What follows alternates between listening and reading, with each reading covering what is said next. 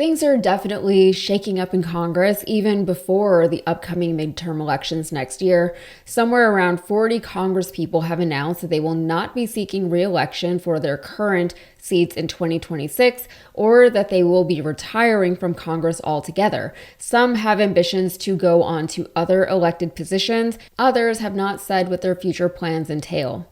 And perhaps nowhere is that more strongly felt than in the great deep red southern state of Texas. Already 9 Congresspeople from Texas have announced that they will be leaving their current positions. Of those, only 3 are Democrats. And the latest of the bunch to announce their departure from the House is Representative Jasmine Crockett. Crockett is only in her second term in Congress, but given the current state of the Texas district map, Crockett has been weighing her options for months. Recently, she said, "Serving my current District 30 is where I love to be perfectly honest." And other discussions came up as soon as it looked like they were going to decimate District 30. I still have some evaluations to make.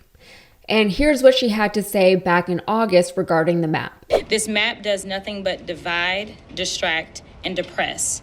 There is this idea that was put out there during his opening remarks that this does so much for Black folk. Well, let me tell you, as a Black person, it does not. Let me tell you that in this map, to be clear, y'all added 2 additional Anglo majority seats. Now, when we went through the 21 maps, you added 2 Anglo majority seats, and now you're adding 2 more Anglo majority seats, and then you've decided that you are going to pack and crack, and that is the language that I am going to use because that is the legal language. And I also just want to remind y'all really quickly that it does not look good when you take every economic engine out of my district and then tell me that I am supposed to sit here and be so happy because you added Black folk from a whole other community. When you want to talk about monoliths and whether or not they exist, this idea that you just take people and move them around. I have 200,000 people who were never in my district, and my district is 766,000. Playing move minorities around so that you can somehow claim that this is nothing but partisanship. The only way that you get here is by making sure that you trample upon the rights and the liberties and the voices of minorities. She then goes on to discuss the specifics of the demographics in the state of Texas, but basically this place is far more diverse than the Republican majority here would like any of us to believe. So let me give you a few facts about the state of Texas. The state of Texas only has 39% Anglos, yet somehow under this map, we are going to have somewhere near 60-something, almost 70% of these seats are going to be chosen by Anglos. If we were looking for fairness and to follow the Voting Rights Act, you'd have 15 Latino opportunity seats, 15 Anglo seats. You then have 4 African American opportunity seats. Then you'd have 2 Asian opportunity seats, and the other 2 seats would belong to coalitions because we are a majority minority state where over 60% of this population is people of color. So if you want to do what's fair and right under the Voting Rights Act, as well as if you say that this Fifth Circuit Court case matters and somehow changes everything, my question to you is, when are y'all gonna do y'all's maps? Because you did your maps in 2021 and then the case came out, and I haven't seen y'all talk about the fact that you're gonna redistrict the House and the Senate.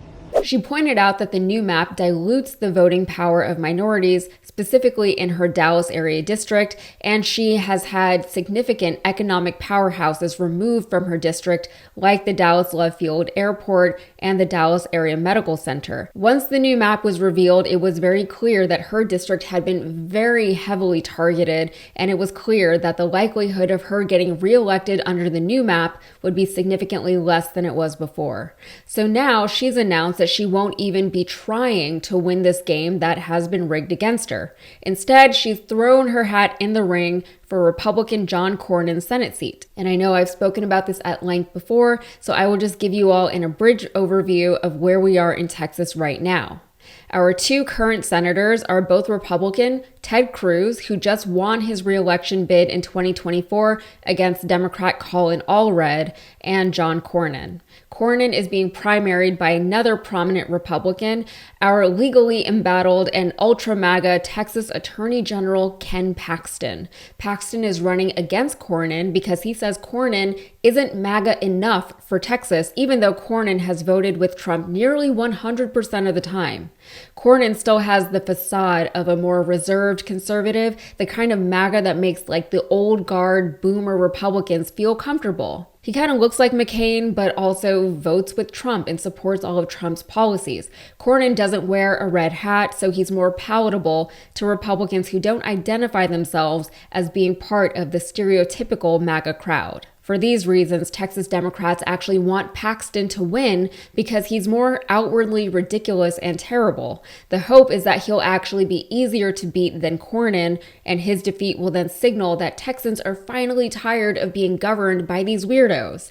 It's risky and it's very hopeful, especially considering that just last year, Texans re-elected Ted Cruz, the more outwardly and vocally MAGA senator. He's also an objectively bad senator. However, if Cornyn is the centrist and Paxton is the more radical candidate, we should know from past experience that voters don't resonate much with centrists. Maybe Cornyn would actually be easier to defeat than Paxton. There are a few other Republicans vying for the Senate seat, but the real race is between Cornyn and Paxton. But regardless of what happens on the Republican side, the Dems are having their own battle. Colin Allred, the former congressperson who lost his Senate bid to Cruz last year, announced that he would be trying again, this time for Cornyn's seat. He lost pretty badly to Ted Cruz, even though polling suggested the race would be much tighter than it turned out to be.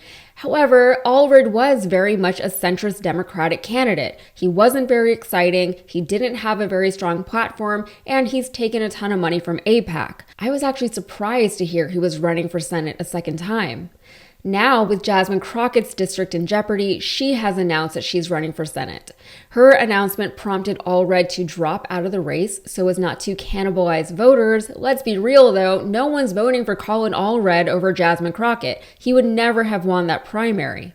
But speaking of cannibalizing votes, there is already a very strong Democratic candidate for Senate in the Texas race, none other than Democrat James Tallarico. Tallarico, from the moment he entered the race a few months after Allred did, he was already expected to run away with the nomination. Things just got a little bit more complicated. Reporting from the Texas Tribune addressed the new tension Crockett's candidacy creates. Crockett is joining a field that already includes Austin State Representative James Tallarico, also known as a strong communicator and for his progressive brand of Christianity. But her path was made easier by fellow Dallasite Colin Allred's decision to exit the Senate race, which he announced early Monday morning. Both Allred, the 2024 Democratic nominee, and Tallarico had been running for months, with Allred launching his campaign in July, followed by Tallarico in September. The primary is March 3rd, but as Crockett began to move closer to a bid, she called both Allred and Tallarico to discuss her internal polling of the race and the prospect of forming a slate. That did not pan out. A similar effort to divide up the marquee statewide offices over the summer also failed, with too many candidates drawn to the Senate race over other contests such as governor and attorney general. So how is it actually looking between Crockett and Tallarico? Well, despite joining the field late, Crockett poses a clear threat to Tallarico, having outperformed him in public polling of the Democratic electorate this fall. She had $4.6 million in cash on hand at last count. Still, Tallarico remains competitive, saying, "We're building a movement in Texas, fueled by record-breaking grassroots fundraising and 10,000 volunteers who are putting in the work to defeat the billionaire, mega donors, and puppet politicians who have taken over our state.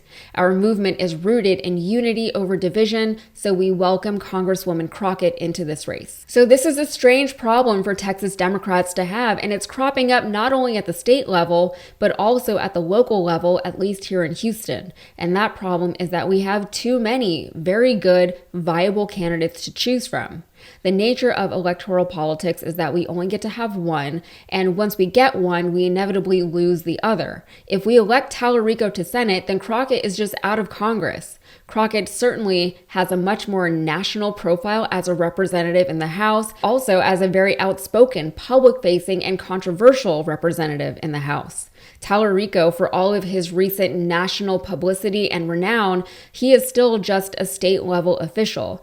It is a state race, though, and in a state race, that should be enough. But when you consider campaign fundraising and the like, the more people you can rally to your side and to your cause, even from the outside of your voting bloc, the better positioned you are to win. So much of American politics is just a game of strategy, of playing the odds, of determining which outcome is the most palatable and probable overall, even if that particular outcome sometimes means not necessarily going with the candidate you would actually prefer to win. Systems such as ranked choice voting, while not perfect, do help to minimize that gambling aspect of choosing political leaders, but as that has yet to be adopted at a wide scale throughout the country, here we are. Especially here in Texas, let's just say I'm not holding my breath for our state level officials to make voting more equitable and more accessible or more representative of the will of the people. But speaking of Crockett's attempts to assign different races to different Democrats, I would love to see viable candidates for governor and attorney general here. Those are hard races to penetrate though, so I would understand if candidates were hesitant to jump in. If Texas miraculously comes out of these Trump years with a Democratic senator though, that would certainly signify a significant shift that, in my opinion, is woefully overdue. All right, that's it for me. If you got anything out of this, please like the video and subscribe to the channel for more. Thanks.